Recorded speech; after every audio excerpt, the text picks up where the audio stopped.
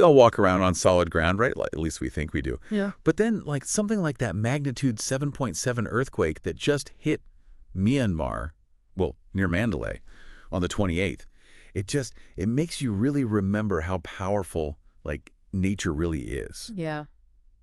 So today we're going a deep dive into this earthquake, try to get a handle on what exactly happened, what it means right now for folks over there, and well, what it all might mean, big picture. And we've got some initial reports here in MyanmarEarthquake.txt to help us make sense of it all. And it's a story with two really big parts, it seems like. Right. The just unbelievable devastation in Myanmar, and then hundreds of miles away, how it's also had a pretty big impact on Thailand, especially in Bangkok, which I think surprised some people. So let's start with the earthquake itself, like 7.7 on the Richter scale. That's huge, right? Oh, 7.7. Yeah, that's a seriously powerful earthquake. Like, to give you an idea, every time you go up a whole number on that scale, it means the energy released is like 30 times greater. Right. So a 7.7, Yeah. way stronger than, say, a 6.7.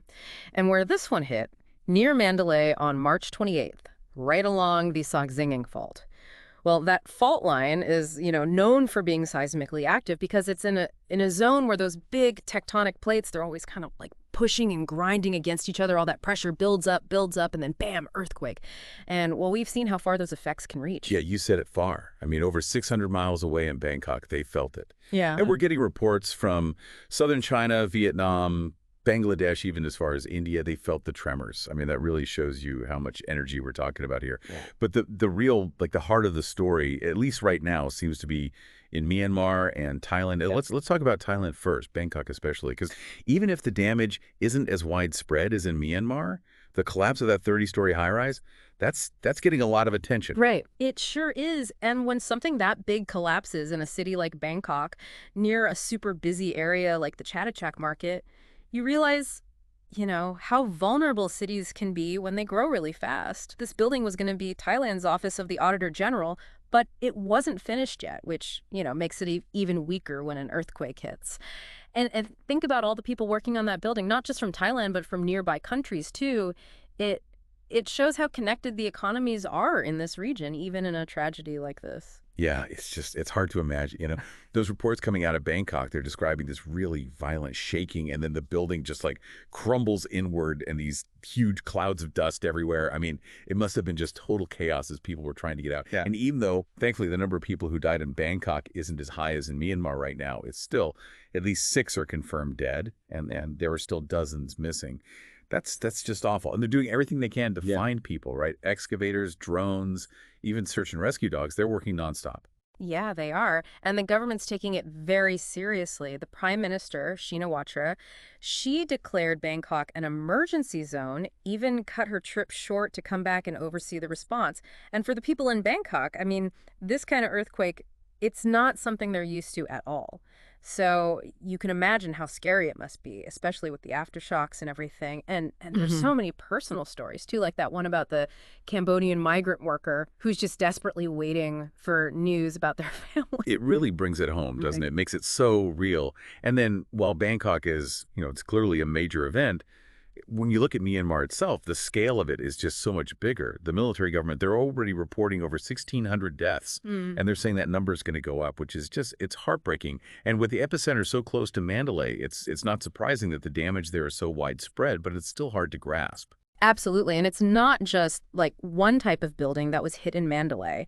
Apartment buildings, monasteries, even historical landmarks. It's just everything's been affected. There's this one story, they're searching through the rubble of the Ma Sion monastery, trying to find monks and civilians who might be trapped.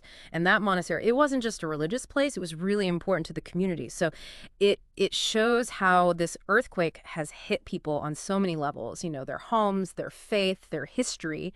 And the government's declared a state of emergency across like 6 different regions, including Mandalay, Sagaing, Nay Pyi. That's a huge area that's been really badly hit. And then on top of all that, Myanmar's not exactly a peaceful, prosperous country right now. Right. They've been in the middle of this civil war for years, and their economy is, it's not doing well. How do you think all of that is affecting their ability to respond to this earthquake? Yeah. That's a really important question. I mean, because of the conflict, a lot of infrastructure, roads, bridges, they might have already been damaged or just not maintained very well. So it's going to be even harder to get aid to the people who need it. And with the economy in bad shape, there's just less money available for immediate relief and then rebuilding later on.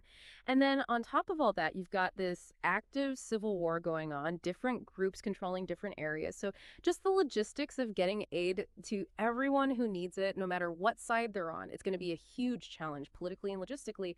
There are reports of people just digging through the rubble with their bare hands, which is just, it shows how desperate the situation is and how much they need more equipment. It's just really hard to hear about. Yeah. You know, the hospitals are overwhelmed. People are waiting for treatment. They're lying on stretchers. Some of them are even on pieces of cardboard. They're desperately asking for blood donations. It's clear that the whole system is just completely overloaded. Yeah. And then there are reports that the Sageming Bridge and the airport control tower in Naypyidaw, they're damaged, which is a big problem, right? It is. Those are Yeah. key pieces of infrastructure. You need them to get help in. And I mean, there are these stories of survival, like that woman who was pulled out of a collapsed building after more than a day, which is, it's incredible. But the overall picture is just, it's really bleak. It is, but those stories do give you hope, They show how resilient people can be. And, when we talked about the regional impact earlier, it's important to remember that this earthquake was felt in a lot of different countries. Even though the worst of it is in Myanmar and Thailand, the fact that the shaking reached so far, what do you think that tells us? I mean, it really shows how powerful this earthquake was, Mm-hmm. right? That the energy from it could travel that far and still be felt. And one thing that I thought was interesting is that the Myanmar government, which usually tries to keep to itself, they actually asked for help from other countries. Yeah, that's a really big deal. It shows how bad the situation is, that they realize they can't handle this on their own. So China, India, Russia, the US, they've all promised to send aid, which is a good start. And some of those shipments have already arrived in Yangon. And that's good to hear. But getting that aid from Yangon to the people who need it, especially with the civil war going on and groups like the People's Defense Forces, that sounds really complicated. Yeah, it is. They're going to have to figure out how to get past all those political roadblocks and the logistical challenges. The UN and ASEAN, they're going to have to work together to make sure the aid gets to everyone who needs it quickly and fairly. And then there's the issue of aftershocks. I mean, that 6.4 magnitude aftershock that hit right after the main earthquake, that must have been terrifying. And I'm sure it caused even more damage to buildings that were already weakened. Right. And earthquake experts are saying there could be more aftershocks for days, even weeks after the first one. And they're dangerous, they can cause more collapses and make it harder to rescue people. This is just the beginning of a long, difficult recovery process for Thailand, and even more so for Myanmar. Yeah. I mean, for Thailand, this might be a wake-up call. You know, they need to make sure their building codes are strong enough and that their infrastructure can handle these kinds of disasters, especially in cities like Bangkok that are growing so fast. Mm-hmm. And for Myanmar, this earthquake is, well, it's just adding to an already terrible situation, Mm-hmm. With the civil war and everything else, their people are just incredibly resilient. They are. This earthquake is one of the worst to hit Southeast Asia in recent history, and it's going to have long-term consequences, not just for the people who are suffering, but for the whole region. So wrapping up this deep dive into the earthquake in Myanmar, it's clear that the damage is just massive, both there and in Thailand. So many people have been affected, and the road to recovery is going to be long and hard for both countries. What we've seen here is how vulnerable even modern cities can be to natural disasters, and how something like this can make existing problems, like conflict and poverty, even worse. This really shows how important it is to be prepared, not just for the immediate aftermath of a disaster, but for the long-term recovery. And that brings up a really interesting question. How do events in one part of the world affect everyone else? We've seen how countries are sending aid to Myanmar, but it also makes you think about how something like this could actually change the relationships between countries in the region. And it makes you realize that we're all connected and that we need to work together to prepare for the unexpected. It's definitely something to think about.